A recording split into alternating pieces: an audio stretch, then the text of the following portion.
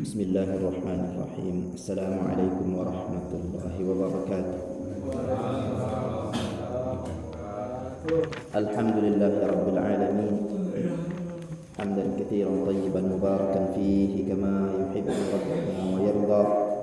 Wa ashhadu an la ilaha illallah wahdahu la syarika lah. Lahul mulku wa lahul hamdu wa huwa ala kulli syai'in qadir. Wa ashhadu anna Muhammadan 'abduhu wa rasuluhu sallallahu alaihi wa ala alihi wa ashabihi wa man tabi'ahum bi ihsanin ila yaumiddin wa sallama tasliman katsira. Allahumma ij'al jam'ana hadha jam'an marhuma wa tafarruqana min ba'dihi tafarruqan ma'suma wa la taj'al fina wa la minna wa la ma'ana shaqiyyan wa la mahruma. Allahumma anfa'na bima 'allamtana wa 'allimna ma yanfa'una warzuqna 'uluman tanfa'una wa zidna 'ilman ya rabbal alamin. Rabbi shrah li sadri wa yassir li amri wahlul 'uqdatam min lisani yafqahu qawli. Amma ba'd. Jamaah salat subuh yang dirahmati Allah. Alhamdulillah kita masih bisa berjumpa lagi di pagi ini untuk menghadiri kajian pekanan kalau di Musalla Ar-Riba, kalau majelis Arba'in Nawawiyahnya ya bulanan. Dan alhamdulillah semuanya dalam keadaan sehat walafiat. Cuman sepertinya Pak Ren masih baru masa pemulihan, Pak. Semoga Allah Subhanahu wa taala merizkikan kesehatan kepada kita dan pengampunan pada dosa-dosa kita yang telah kita lakukan. Karena sejatinya apapun yang menimpa seorang mukmin itu adalah baik untuknya, asal dia disikapi dengan keimanan. Ya, semua perkara yang menimpa seorang mukmin itu adalah baik untuk dirinya, asal kita menyikapinya dengan keimanan. Dan kebaikan itu tidak akan datang kecuali dengan adanya keimanan di dalam hati kita. Itu seperti yang disabdakan Nabi sallallahu alaihi wasallam, semua urusan seorang mukmin itu adalah baik, ya. Dan kebaikan yang ada pada urusan-urusan yang menimpa seorang mukmin itu enggak akan terjadi kecuali kalau dia mukmin beriman, ya. Kalau dia ditimpa kesenangan, dia bersyukur, itu baik untuk dia. Kalau dia ditimpa musibah, dia bersabar, itu juga baik untuk dia. Jadi Rasulullah SAW sudah memberikan kaidah-kaidah bagi kita dalam menjalani kehidupan ini supaya kita memiliki hati yang bahagia selalu dalam semua keadaan. Ya, kalau ada hal yang menimpa kita dan hati kita tidak menyenanginya, katakan qaddarallahu wa ma syaa fa'al.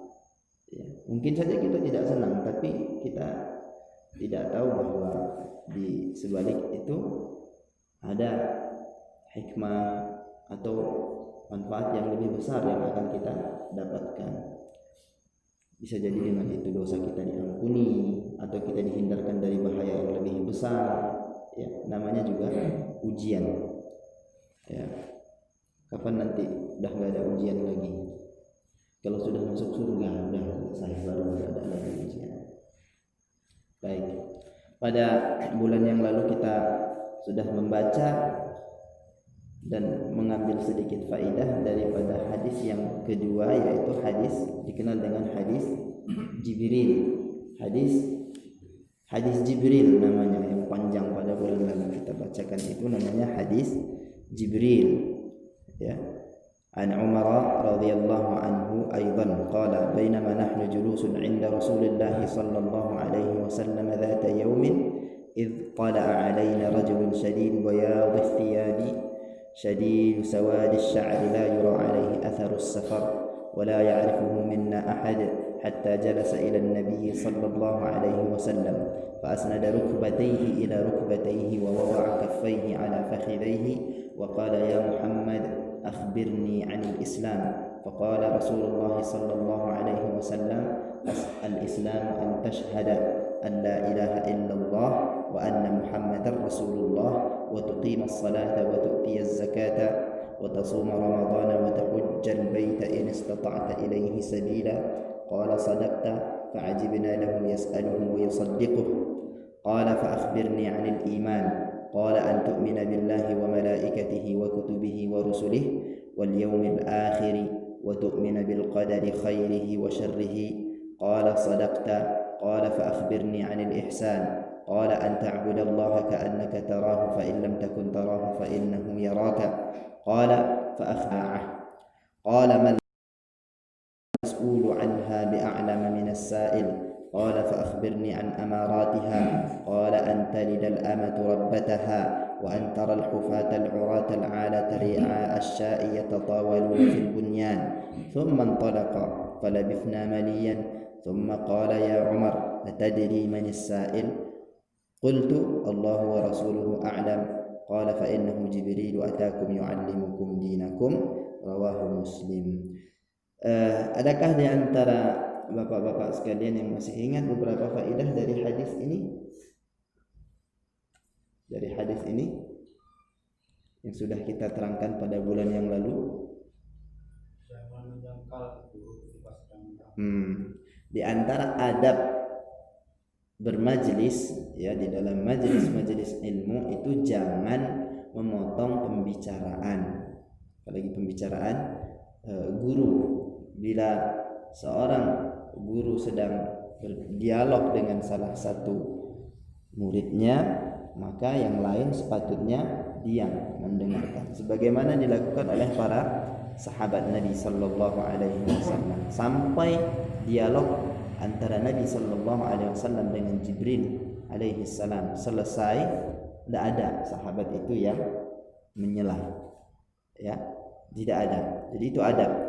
Dan adab seperti ini banyak yang enggak tahan melaksanakannya di zaman sekarang ini. Jadi kita dengarkan dulu ya dengan baik. Ada lagi?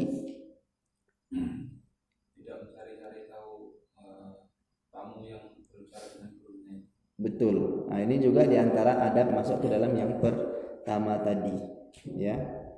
Kalau ada orang yang datang kepada seorang tokoh yang kita kenal, ya kan, kemudian dia berbicara dan disambut pula oleh guru kita itu, ya sudah, jangan cari-cari tahu, gitu kan. Nah, biarkan saja, bertanyalah ketika pertanyaan itu membawa faidah kepada kita. Nah, seperti itu. Ada lagi? Dibolehkannya sudah gaharu cendana pula. Maksudnya? Sudah tahu tapi bertanya. Betul, sudah gaharu cendana pula, sudah tahu bertanya pula. Masya Allah. Tapi sudah tahu bertanya pula itu boleh dalam rangka apa? Dalam rangka untuk mengajarkan apa yang sudah kita ketahui itu ya di tengah-tengah orang yang belum mengetahui. Tapi kalau yakni sudah gaharu cendana pula, sudah tahu bertanya pula untuk ngetes gurunya, enggak boleh. Itu tidak boleh. Ya. Atau sudah tahunya, bukan untuk ngetes gurunya, tapi untuk mendebat-debat saja, enggak mau patuh sama perintah seperti dilakukan Bani Israel. Ya, ketika disuruh menyembelih seekor sapi.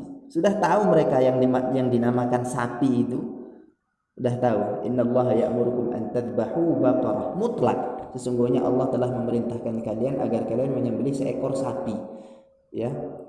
Jenis apapun asal dinamakan sapi ya sudah boleh. Sudah tahu mereka sapi itu apa, tapi ditanya lagi. Tujuannya apa? Supaya mereka enggak melaksanakan perintah itunya. Nah, yang itu enggak boleh. Tapi kalau dalam rangka kita menanyakan perkara yang sudah kita ketahui sebenarnya kepada seorang tokoh, seorang alim, ya. Tapi di tengah-tengah alim itu ada bersama mereka orang-orang yang tidak mengetahui perkara yang akan kita tanyakan itu, boleh kita tanyakan. Nah, ini biasanya di kelas juga sering terjadi. Ada seorang siswa yang lebih rajin misalnya, sudah mengetahui beberapa perkara, dia tanya kepada gurunya. Untuk apa? Untuk mengajari kawan-kawannya perkara yang dia ketahui. Itu tidak mengapa, Iya kan? Yang dari sebelah kanan dulu. Ada? Masih ingat? Bapak yang paling dekat dulu di sini. Pas. Ya. Ya, salah satu faedah yang sudah kita pelajarin ya, bahwa perhatikan sikap akhlaknya malaikat Jibril. Dia bukan hanya mau mengajari perkara-perkara Islam, iman dan ihsan itu tadi, enggak. Tapi itu yang disebutkan Rasulullah, dia datang untuk mengajari kalian tentang perkara agama kalian. Nah, agama kita ini juga mencakup akhlak. Bagaimana Jibril datang kepada Rasulullah SAW untuk menuntut ilmu dengan bentuk yang sangat-sangat baik, ya kan? Enggak acak-acakan, enggak seperti orang yang sedang kelihatan musafir. Orang yang musafir kan kelihatan lusuh, lelah gitu ya. Tapi malaikat Jibril alaihissalam datang dengan wujud manusia, rambutnya hitam, pakaiannya sangat putih, datang dengan tenang, duduk di hadapan Nabi dengan tenang, mengambil posisi yang sangat dekat dengan guru, kemudian bertanya dengan adab. Ya, boleh nggak manggil nama guru kita langsung? Khairul Anhar, coba ajarin dulu saya tentang sholat. Boleh? Boleh. Ya, dan seorang guru juga tidak patut marah ketika dipanggil namanya langsung. Ya. Malaikat Jibril di dalam hadis ini diceritakan memanggil Rasulullah dengan apa?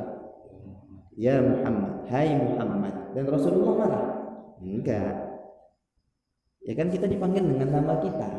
Jadi tidak patut marah.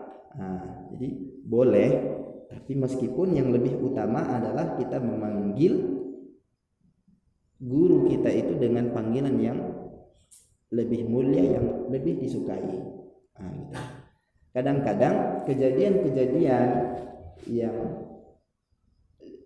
terjadi pada masa Rasulullah SAW itu tidak hanya sekedar untuk menerangkan hal yang wajib, tapi kadang-kadang perkara-perkara yang terjadi kemudian dijelaskan Rasulullah dan Rasulullah tidak menyangkalnya, itu terkadang untuk menerangkan bahwa perkara itu boleh, ya kan? Perkara itu boleh. Kemudian apa lagi? Duduk dengan dekat di hadapan guru. Ya. Di antara faedah yang sudah kita ambil adalah bahwa malaikat itu mungkin saja dengan kuasa Allah, dengan takdir Allah dan dengan izin Allah Subhanahu wa taala, mereka bisa menjelma menjadi bentuk-bentuk manusia. Ya, ini dalilnya. Di dalam Al-Qur'an pun banyak kita temui beberapa kisah yang menerangkan bahwa beberapa nabi didatangi oleh malaikat.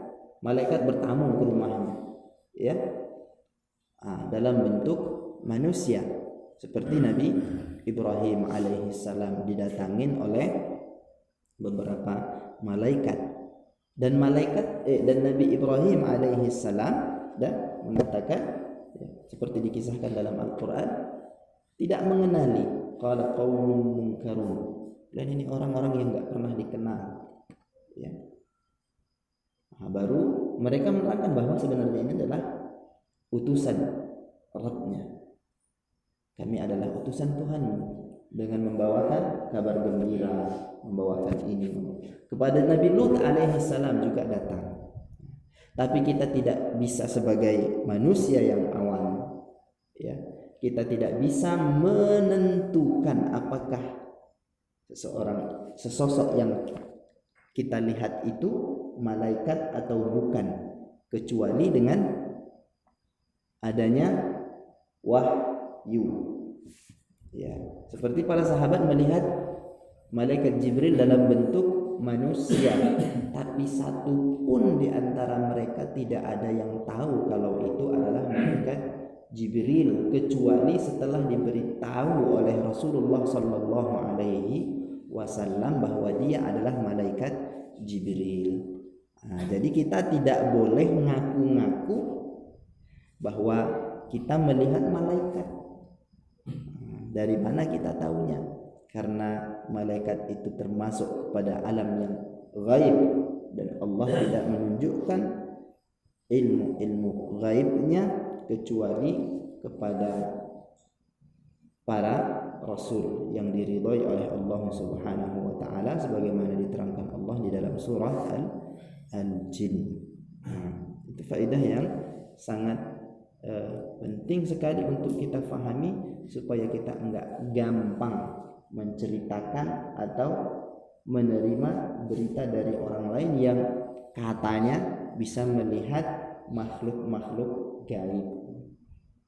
Ya, mungkin saja seorang berimajinasi, berhalusinasi, berkhayal melihat ini dan itu, padahal dia nggak bisa menentukan itu apa kecuali dengan wahyu. Begitupun kalau kita masih ingat pada hadis Abu Hurairah radhiyallahu anhu yang ketika dia disuruh menjaga kurma sedekah, ada sesosok makhluk nyolongin, mencuri kurmanya itu sampai beberapa kali ditangkap, ya kan, sampai akhirnya diadukan kepada Rasulullah sallallahu alaihi wasallam, dan kemudian Rasulullah mengabarkan bahwa itu adalah syaitan.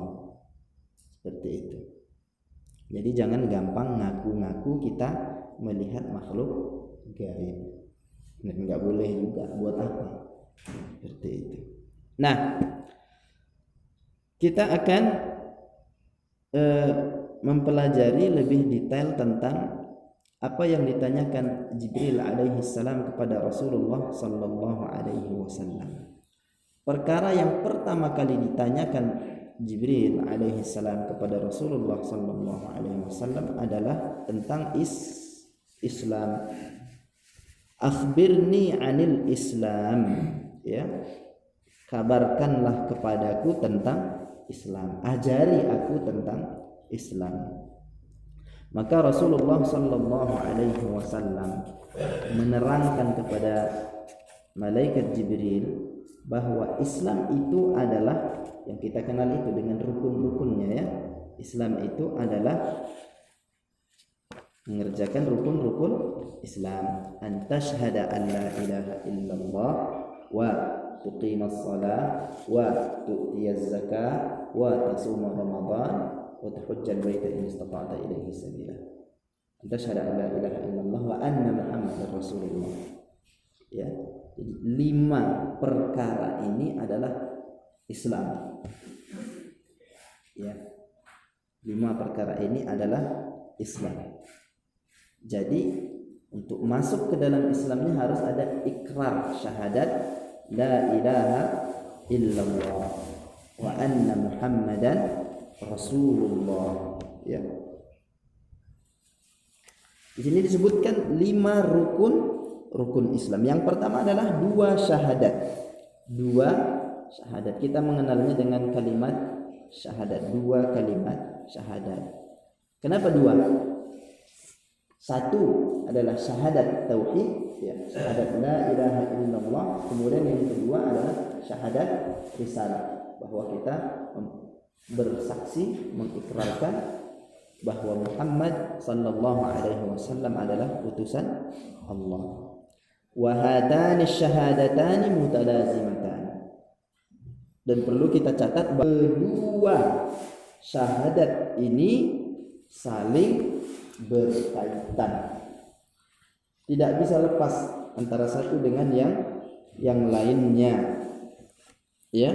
Barang siapa yang berikrar, ya, bersaksi dengan la ilaha illallah, sementara dia tidak mau mengakui Muhammad itu sebagai utusan Allah, ya,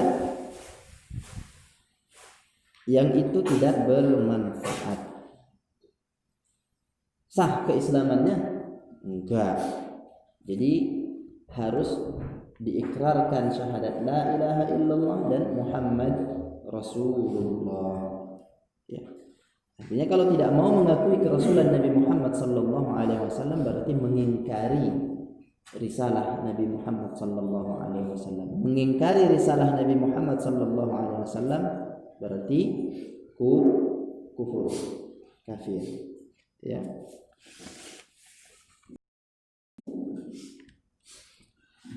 Dalilnya apa? Bahwa syahadat asyhadu anna Muhammadar Rasulullah itu juga harus.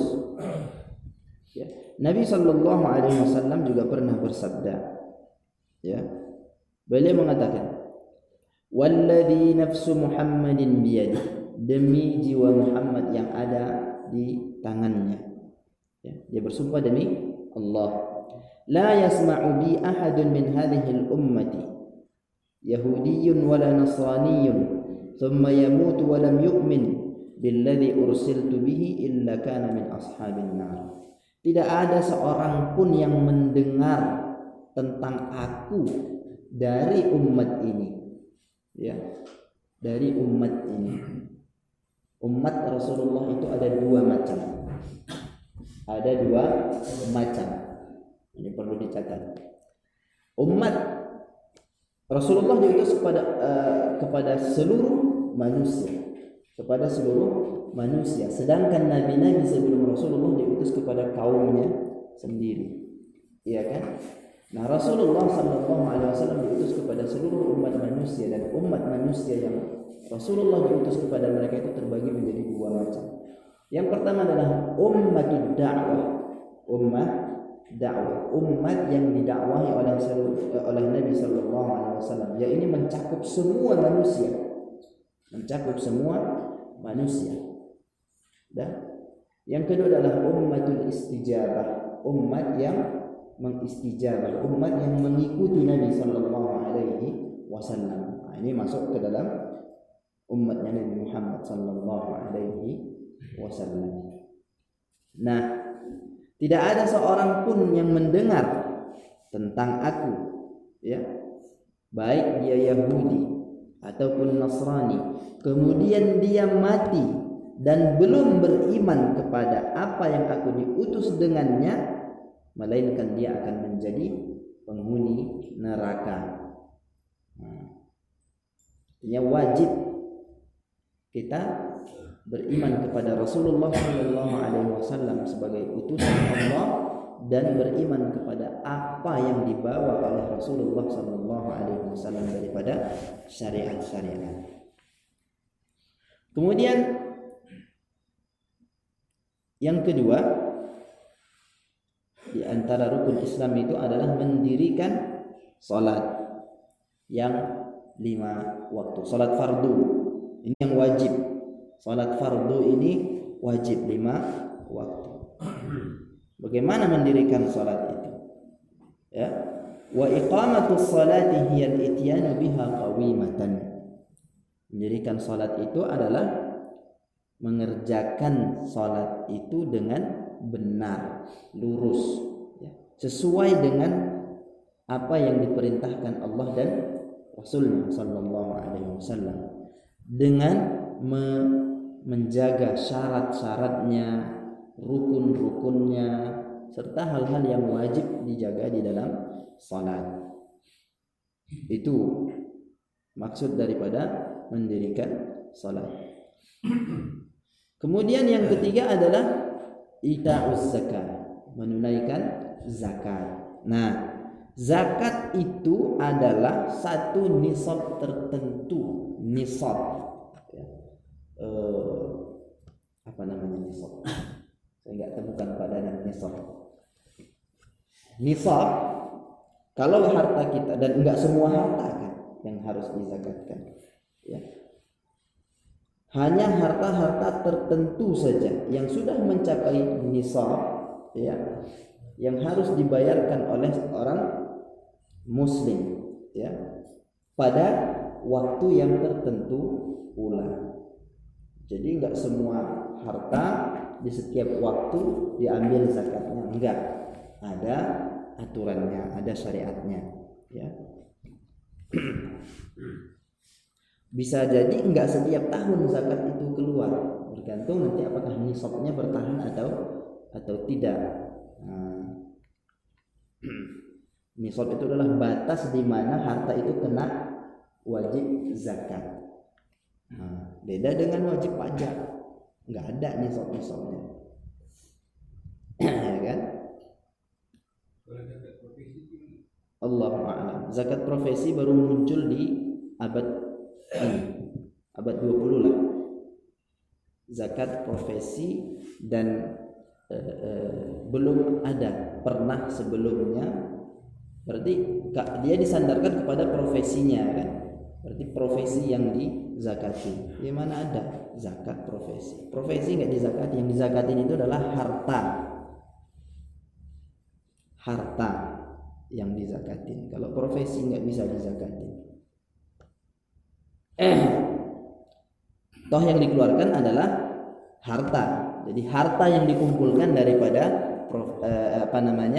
gaji yang diperoleh daripada profesi seseorang itu yang dikumpul kemudian nanti dizakatkan. Saya nggak begitu menguasai permasalahan zakat profesi itu, Allah taala alam. Dia termasuk perkara yang kontemporer, ya. Tapi yang jelas kaidah-kaidah di dalam zakat harta yang dizakatin itu sudah jelas, emas, perak, ya kan? Seperti itu.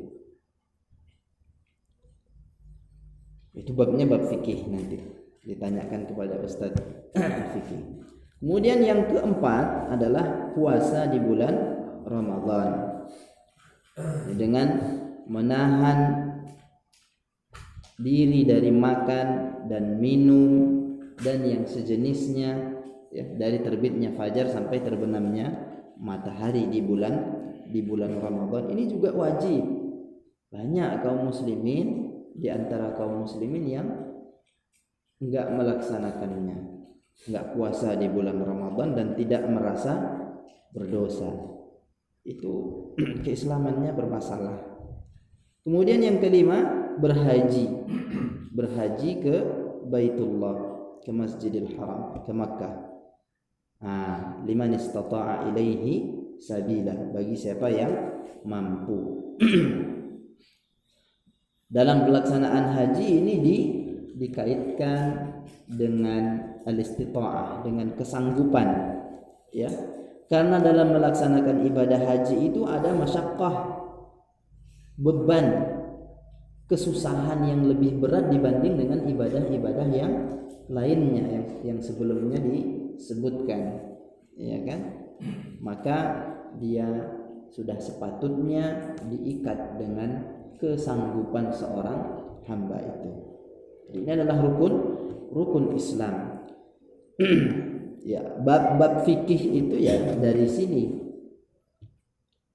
Pelajaran-pelajaran fikih itu yang enggak lepas dari rukun Islam ini. Pokoknya dibahas. Makanya para ulama itu biasanya memulai kitab-kitab fikih dengan apa? Dengan rukun Islam. Dimulai dari bab taharah, bab bersuci. Dengan segala macam pasal yang ada di dalamnya sampai nanti selesai bab haji, barulah setelah itu masuk kepada bab muamalah, ya. Nah, kemudian pada bagian yang kedua hadis ini Rasulullah Sallallahu Alaihi Wasallam ditanyai tentang iman. Dan Rasulullah Sallallahu Alaihi Wasallam menjelaskan tentang iman itu dengan rukun iman, yakni beriman kepada Allah Subhanahu wa taala. Bagaimana kita beriman kepada Allah Subhanahu wa taala? Iman secara bahasa artinya tasdik, membenarkan, ya, mempercayai. Kata mempercayai itu artinya membenarkan, Pak, ya. Betul, mempercayai. Tapi secara istilah dia tidak hanya sebatas mempercayai. Enggak cukup hanya percaya saja iman itu, ya. Tapi ada tuntutan yang lain. Mempercayai, meyakini dengan hati, kemudian mengikrarkan keimanan itu dengan lisan dan membuktikan keimanan itu dengan amal perbuatan. Itu adalah iman. Nah, kalau ditanya tentang beriman kepada Allah, itu maksudnya bagaimana? Beriman kepada Allah adalah hendaknya kita mempercayai, meyakini beberapa perkara. Yang pertama, beriman dengan wujud Allah, dengan wujud Allah Subhanahu wa taala. Ini adalah perkara yang daruri, perkara yang sangat gamblang, jelas. Bahkan banyak di antara orang-orang kafir, orang-orang musyrikin juga beriman dengan wujud Allah Subhanahu wa taala. Ya. Meskipun ada juga yang mengingkari wujudnya Allah Subhanahu wa taala. Ya. Jadi yang pertama kita beriman dengan wujud Allah Subhanahu wa taala. Yang kedua kita beriman dengan rububiyah Allah, dengan perbuatan-perbuatan Allah meliputi hal menciptakan, menghidupkan, mematikan, memberikan rezeki, segala perbuatan yang disandarkan kepada Allah Subhanahu wa taala. Kita imani segala yang Allah kabarkan tentang dirinya, kita imani. Ya, kita imani, kita yakini. Kemudian kita beriman dengan uluhiyah, dengan uluhiyah artinya dengan keberhakan Allah untuk disembah. Hanya Allah lah satu-satunya yang berhak untuk disembah, diibadahi. Ya, tidak ada yang lain yang memiliki hak untuk disembah. Kemudian perkara yang keempat, kita beriman dengan asma Allah dan sifat-sifatnya, nama-nama Allah dan sifat-sifatnya. Dengan cara apa? Dengan cara kita mempercayai, meyakini apa yang Allah kabarkan tentang dirinya daripada nama-nama dan sifat-sifat Allah Subhanahu wa taala, tanpa bertanya bagaimana. Ya, tanpa bertanya bagaimana. Ya sudah, kalau Allah sebutkan bahwa Dia Maha melihat, ya udah, kita sudah jelas bagi kita makna melihat itu apa. Tapi jangan ditanya bagaimana Allah melihat. Ya. Karena ahlu sunnah wal jamaah beriman pada seluruh nama dan sifat Allah Subhanahu wa taala yang Allah kabarkan di dalam Al-Qur'an dan Rasulullah sallallahu alaihi wasallam kabarkan di dalam sunnahnya, tanpa tamtsil, tanpa menyamakan, menyerupakan sifat-sifat Allah dengan sifat-sifat makhluknya, dan tanpa takyif. Ya, tanpa takyif. Takyif itu tanpa menanyakan bagaimana sifat Allah. Ya, karena Allah tidak mengabarkan kepada kita bagaimana sifat Allah, jadi kita tidak perlu mencari tahu bagaimana sifat Allah Subhanahu wa taala. Dan Allah telah menyampaikan kepada kita tentang sifat-sifatnya dengan bahasa yang sangat jelas dan mudah dipahami. Oh, kalau begitu berarti kau menyamakan Allah dengan makhluknya. Dari mana jalannya? Enggak. Ada banyak nama yang sama lafaz namanya, tapi memiliki hakikat yang berbeda. Allah Subhanahu wa taala katakan, "Laisa kamitslihi syai'un wa huwas samiul basir." Ya, tidak ada yang sama, tidak ada yang serupa dengan Allah. Namun Allah Maha mendengar, dan Maha melihat. Ya, kita tetapkan apa yang telah Allah tetapkan, kita nafikan apa yang Allah nafikan. Jangan seperti sebahagian orang, ya, yang terjerumus ke dalam jerat-jerat akal. Ya, mereka sebahagian mengatakan bahwa kalau kau mengatakan bahwa Allah memiliki sifat ini dan itu, berarti kau menyamakan Allah dengan makhluknya. Ya enggak.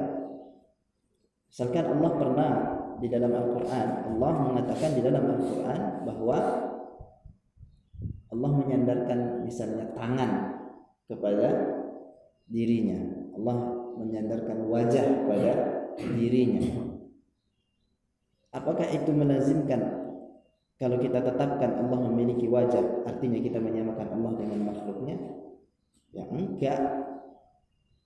Kita hanya menyampaikan, mengimani apa yang dikabarkan Allah kepada kita tentang dirinya. Bisa diterima itu Pak ya.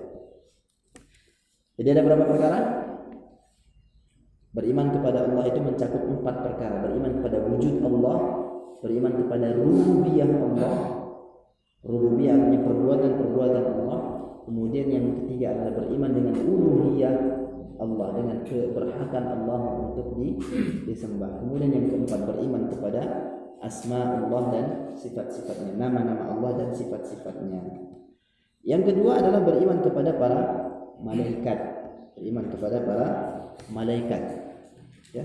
Dengan meyakini bahwa mereka memang ada. Malaikat-malaikat itu memang ada.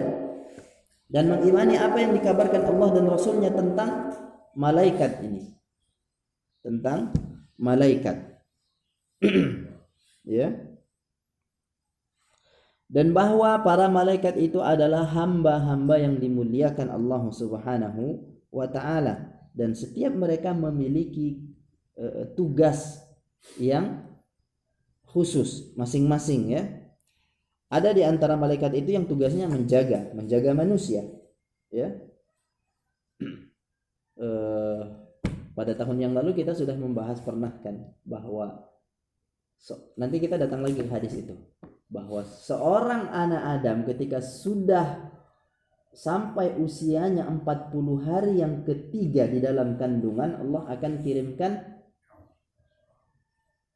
malaikat, ya kan, ditiupkan pada janin itu ruh, dan Allah bersamaan dengan peniupan ruh itu Allah kirimkan kepada janin itu malaikat yang menulis keadaan si bayi ini nanti, sampai dia apakah dia termasuk orang yang sengsara atau orang yang bahagia. Ya. Di antara mereka ada yang bertugas menulis, ya, menulis la ilaha illallah, ditulis semua perbuatan kita. Diterangkan Allah dalam surah Qaf, ma yalfidhu min qaulin illa ladaihi raqibun atid. Tidak ada apapun yang dilafazkan oleh seorang anak Adam itu melainkan padanya ada raqibun atid, ada yang memantau, ya. Ada yang mengawasi kita. Jadi jangan pernah katakan bahwa kita sedang sendirian. Enggak pernah kita sendirian. Kita selalu diawasi oleh Allah Subhanahu wa taala. Nah, akidah ini kalau kita yakini, kita jaga, akan lahirlah masyarakat yang selalu merasa diawasi oleh Allah Subhanahu wa taala. Masyarakat yang baik. Karena mereka selalu merasa diawasi oleh Allah, dan Allah mengirimkan malaikat bersama mereka. Ada juga malaikat yang ditugaskan untuk mengatur hujan, ya, janin. Ada malaikat yang bertugas membawa wahyu. Ada pula malaikat itu yang tugasnya hanya beribadah. Rasulullah pernah mengabarkan bahwa ada di mana ya? Di Baitul Ma'mur kalau tidak salah, Allah. Setiap hari itu turun 70.000 malaikat untuk sujud kepada Allah Subhanahu wa taala, dan enggak keluar-keluar lagi habis itu. Setiap hari terus. Berarti banyak sekali jumlah malaikat-malaikat itu, ya. Dan kita juga harus mencintai malaikat itu. Bagaimana kita mencintainya? Ya belajar tentang malaikat supaya kita mengenali apa yang akan kita cintai. Kan sudah dibilang, tak kenal maka tak